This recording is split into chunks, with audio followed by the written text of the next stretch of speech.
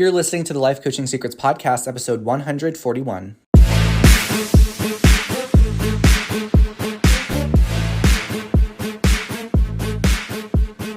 Did you know that life coaches are needed now more than ever? I'm Frank Macri, founder of Thriving Coach Academy. I've trained over 1,000 coaches and helped them launch their own successful coaching businesses. If you want to make an incredible income and impact as a coach and have a lot of fun doing it, I'll show you exactly how to get it done. This is Life Coaching Secrets. What's up, coaches? In this episode, I'm going to talk about how to handle rejection from potential clients. This is what has become a 3-part series that I've been really excited to dive into. So in the previous episode, I broke down the first of the 3 big mental hurdles that all coaches go through. And in that episode, I talked all about imposter syndrome. I got fired up talking about it. And it was really cool to talk about that. So as a recap, imposter syndrome is when you question your gifts and you think, who do I think I am? And you're worried that people would expose you as being a fraud. So it's really deep down thinking you're not good enough. And that's what prevents people from taking that first step forward and putting themselves out there. So that episode was where we started. Now, definitely listen to that right after this episode if you haven't already. This episode, I want to talk about the second of the 3 big mental hurdles that coaches go through, and that is on dealing with rejection from potential clients. So at this point, you start to put yourself out there and you begin to offer your coaching services. You begin to offer even ideas to your audience, your network. Maybe you're putting content out into the world and you deal with rejection, or maybe you deal with pushback. This also could fall into the category where you're worried that people might cancel you, which has come up time and time inside the academy. We sometimes hear our coaches mention that they're worried when they start putting their voice out in the world and sharing their story that they will get an enormous amount of pushback and others are going to, quote, cancel them. So I'm going to talk more about how to deal with any kind of rejection from potential clients in this episode. And then the third part of the 3 mental blocks, which I'll talk about in our next episode, is on how do you deal with client disappointment. So you start working with clients and then a client is not happy with their progress or they're not happy with you or your program. So I'll break that down in the next episode. So let's go into this. Now, rejection. The first thing you need to know about rejection is that really the word no is not a rejection until you make it mean something that causes you to feel rejected. And the word no, if you make an offer, if you were to say to someone, hey, do you want to hire me? And they say no. Or if you were to be dating and you say, hey, do you want to date me? And someone says no. That is a neutral piece of information. The word no is actually neutral. It's not negative. So the first thing I want you to take away from this is that no is neutral. It's not negative. It only becomes and feels negative when you start to make it mean hurtful things. So for example, if I'm dating and I ask someone to date me and they say no, and then I make it mean, well, I guess I'm not attractive enough or interesting enough, then of course I'm going to feel rejected, not because of the no, but because of the story that I created around the no. Similarly, when you are putting your services out in the world, if you offer something to a potential client and they say that they are not interested or they don't want to work with you, perhaps you have a consultation, and at the end of it, someone decides they don't want to move forward to hire you. If you start making that mean that you're a bad coach, that you don't have value to offer, that you're going to fail, that no one wants you, that you aren't justified to be doing this work, of course you're going to feel rejected and discouraged. So the no doesn't mean anything until you give it meaning. The other thing to know about the word no, or rejection, is that it's not ever personal. It is not ever personal. So when someone says no, they are coming to that conclusion based off of their own perception, based off of their own biases and their own needs. and you don't have control over that. So there's no reason for you to get offended or disappointed about it. For example, you might have the most incredible program out there. You might be the most phenomenal coach, and someone might decide they don't want to work with you because you remind them of their uncle or aunt that they don't like. Now, that's not about you, right? That's all about that person. Okay, so it's what someone says is about them, and what you hear is about you. What someone says is all about them. What you hear is all about you. And we don't have control over another person. All right, sometimes we'd like to think that we do have control over others, but ultimately we don't. So there's no need to take it personally or get offended. It's one of the cognitive distortions that people go through. It's personalization. It's when you interpret someone else's behavior to make it about yourself, even when it's really not. So remember the acronym QTIP, QTIP. Quit taking it personally. Q-tip, okay? Now, here's the other thing to know about rejection and no's. No's are what lead you to your yeses. So they are a normal and natural part of the game. So if you haven't noticed, I parallel a lot when I give examples. I parallel growing a coaching business to dating and finding a romantic partner. Because when you are dating, right, you have to often go through a series of no's, a series of dates that don't work out to eventually find someone that does work out. When you are launching a product or a program, when you're running your coaching business, the yeses are found through the no's. So you must go through the no's in order to get to the yeses. The no's will lead you there. They are part of the game.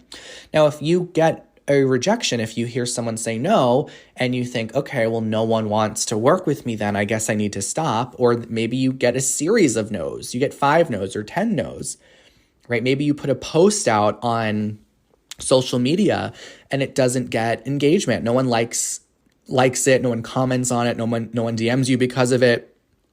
You put an offer out there and you don't get a response. You launch a workshop or a webinar and no one signs up for it. This is all various forms of how you might experience no's in your business. Because sometimes you might think like a silence is a form of no, right? Someone not reacting or engaging, you take that as rejection because of what you make it mean. But really, this is a natural part of the game. So there have been times in my journey as a coach over the past decade when I've put things out in the world and they haven't yielded any clients. And in the beginning, it used to really devastate me and concern me, and I get upset about it. But then I just realized that it's just a part of running a business. It is absolutely normal. And the quicker you can get to that realization, you get over your own drama and victim story of thinking like the world's rolling apart, and you just move on to the next thing. Right? You just say, oh, interesting. And you move on to the next thing. If someone says no, you just, instead of dwelling over and ruminating over that no, you focus on the next conversation and you look forward to the outcome of that, no matter whatever it might be. You just remember, okay, I'm one step closer to the next yes. One of the other powerful reframes that you may want to consider having whenever you receive a no is that really, like if you think about this big picture, one of the foundational thoughts I have is that the universe is working for you and never against you. And there are times in life where, this might seem very obvious, but other times where it might be a challenge for you to really think that way. So whether you believe in God or the universe or spirit, whatever it might be, just having this idea that the universe, God, universe, spirit is working for you and never against you. So how does that apply when you deal with a rejection? Well, if someone were to say no, what if that's actually for your benefit as well? What if you're being spared of something that wasn't meant to be? What if you're being spared of something that wasn't meant to be? Similarly, when you're dating, right? Have you ever in your past, when you've dated, Have you ever had someone decide to not date you, and then later on down the line, maybe you hear some information about that person, or you see them a few years later, or you kind of see like where they ended up in life, and you're like, oh, okay, I definitely dodged a bullet there. I know many of you probably know what I'm talking about here. So in essence, how cool is it to think that you've been spared of really something that wouldn't have served you anyway? Now think about that when it comes to your business, right? If you're attached to getting that yes, instead of being attached to the yes, what if instead you trusted in the outcome no matter what it was, and knowing that there is a divine force that's at play that goes beyond you and what you can control, and that divine force is always working for you and it's protecting you. So if you are receiving a no, rather than have disappointment, you can have gratitude for the no by realizing that you're being spared of something that wasn't meant to be. Like, what if that person, that potential client, would have been a lot of drama? And you're just being spared of all that energy and bandwidth it would have taken to work with that client. So in essence, it's like, oh, okay, the universe has something even better in store for me. The universe is looking out for me. The universe is looking out for you. All right. Now, the last thing I want to share about dealing with no's and rejections is that instead of getting offended or disappointed when you have a no, it's also maybe useful to sometimes get curious. So instead of getting offended, you get curious. Meaning you get curious, like, okay, well, what would it have taken for this to have been a yes for you, right? If you're putting out, whether it's a free offer or a paid offer, and you have a potential client that says no, and you sense that they really are a good fit, but they're coming to a no, then it might be useful information to gather what it would take for it to be a yes for them. Now, this is not about you trying to manipulate them or push them to say yes. It's about you getting useful feedback and insight into how to make more compelling and irresistible offers. So maybe you have a coaching program that you've put out there, and you talk about it at the end of a webinar, and you have 20 people that attended that webinar, and all 20 people end up deciding that they don't want to enroll. So rather than just being offended and disappointed, what if you put out a survey and you said, listen, I just am looking to gain feedback. I'm looking to craft a really amazing, powerful offer and program. So I'm just curious, what is it that my program would have needed in order to make this a yes, a no-brainer for you? And then study that information and see what ways you can take that insight and incorporate it the next time you make that offer. And again, this goes for both paid offers you put out there and free offers. So if you are putting out a free offer, like maybe there's a free resource, a free guide, a free training, a free template, a free complimentary session with you. If you are putting that out there and people aren't responding, then there's insight to learn from that. So again, that key question is, what would it take for this to be a yes? Right? Because even free, sometimes people assume that because something is free that people are going to want it. No, because it's still costing them something. It's costing them their time, right? It's costing them the time to go. If you're putting out a free training, it's costing them time to go through that training. If you're putting out a free session with you, well, that's time out of their day that it's costing them to now talk with you.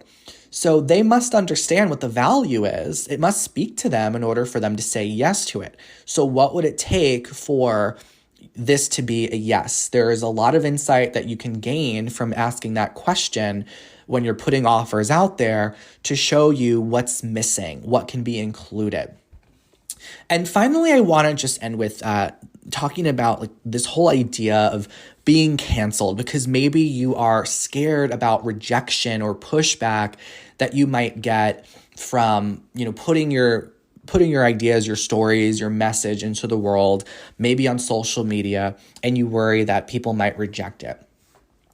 Well, there have been times in my decade in the industry that I've experienced significant backlash online from total strangers who were really opposed to some of the ideas that I've had. And it's really not what I ever intended to be provocative, but sometimes you just never can predict the type of outcome and response that your work is going to have with people. And the key thing that I've learned from those experiences that I want to share with you is that no one can cancel you except you, right? You are the only person that can, quote, cancel yourself. So there's always going to be people that have judgment no matter what. And I've shared this story a bunch of times on this podcast. I share it with our coaches a lot too.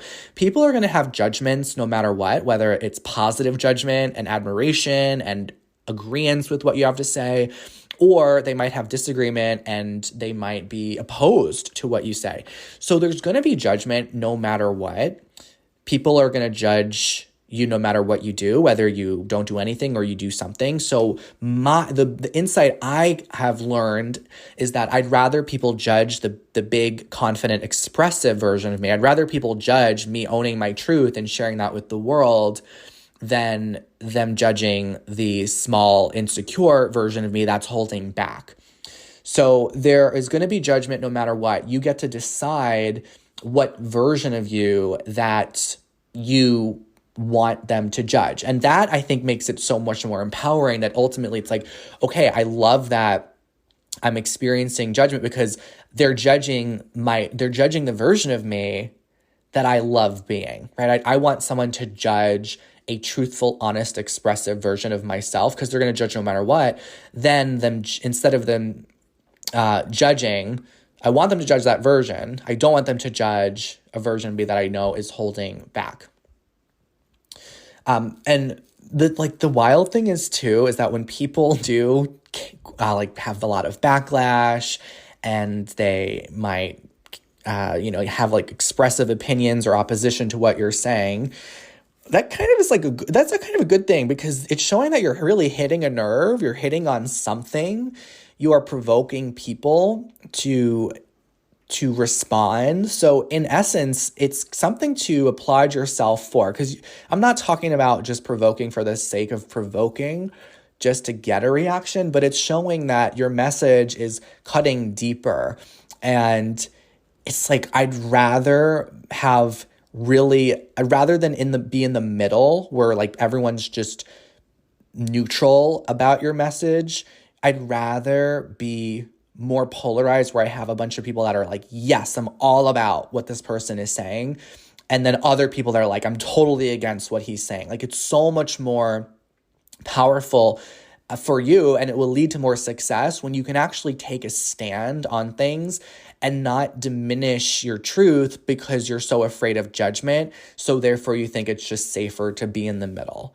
Okay, it's actually a disservice because it has no resonance with anyone instead of having some kind of resonance, both positive and negative. So in that negative polarity that you might notice, in that polarity where there's the negative, you're also going to create the other side of that, a positive polarity where people are going to be more strongly connected to your message as well. So if you are afraid about, people having negative opinions of you, that's just natural. It's going to happen. But it also is a great sign that you're taking a stand and you are provoking a reaction. And in that is also going to be where your raving fans will come from too, because they're going to say, wow, yes, finally someone said this. Finally, someone is speaking to this. And that's also how you start to attract even more aligned clients, because now these clients have a better sense of who you are. So you're just, while you turn away people that weren't a good fit to begin with, you're also going to turn others towards you who are going to feel even more amazing and secure about working with you and deciding to hire you as their coach, because they're yes, I know this person. I'm on the same page as them. I appreciate their insights, their views, their opinions. So you're more likely to have success by taking a stand and stop playing in the middle and just trying to be safe with your message and avoiding rejection, right? Instead, what if you just embrace that people are going to reject you, but when you could own who you are, like in those rejections, you're also going to have on the other side raving fans. Okay, so through the rejections, you're also going to be creating raving fans. So allow people to share their opinions. Remember, you, at the end of the day, are the only one who could cancel yourself. So instead of being so impacted by other people's opinion of you, what you can do, the final question I'll leave you with, is the question, what is your opinion of yourself? What is your opinion of you?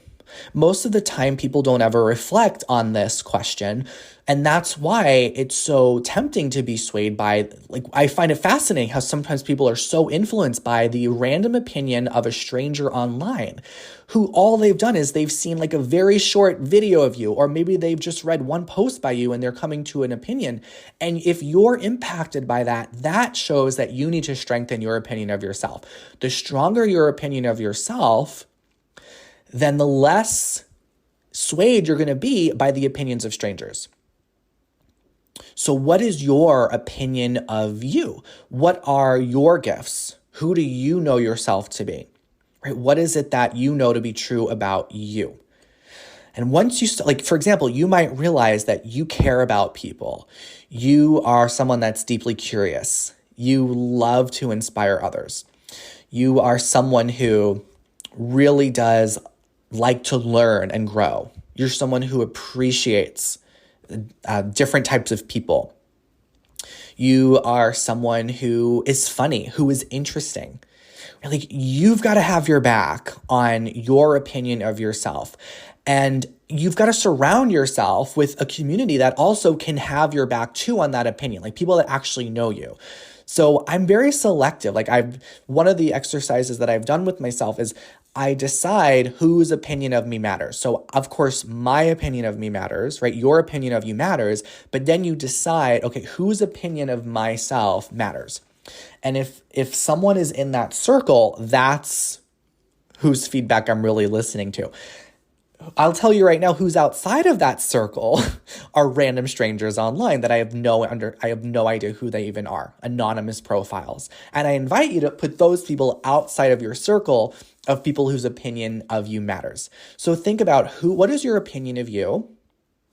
Whose opinion of you matters, right? Whose opinion of you do you want to give weight to? And you probably will notice that this is a very small list. Maybe it's just a few people. And the liberation here is that once you've determined that, you're not impacted, you're not hurt, you're not devastated when someone rejects you or has a judgment of you. All right. I want to leave you with this quote that we share in the Academy. If you are worried about having some kind of rejection or haters online. We covered a whole bunch in this episode. We talked about dealing with, rejection from people that are not interested in your offers. And then on a broader scale, just people who reject you just by you putting yourself out there and sharing your ideas. So, if people give you backlash online. And that quote is that what if your haters are really just confused admirers trying to figure out why everyone likes you? What if your haters are confused admirers trying to figure out why everyone likes you? Something to chew on. All right, thanks for listening to this episode on dealing with rejection. Before you go, please do tune into this little story at the end. It is an interview that I did with one of our coaches inside the Academy. So you can hear about their path in coaching and learn from their tips. Enjoy their story, and I'll see you in the next episode. Hey, would you like access to powerful coaching tools you can use on yourself and clients right away? For being a listener of the podcast, I'm giving you a VIP guest pass to get a sneak peek into my coach training program. Inside, you'll learn our coach's secret tool they use to transform their clients' lives. And you'll also get a training on how to launch a coaching business. Just head over to www.thrivingcoachacademy.com/VIP to get started. I'll see you on the inside.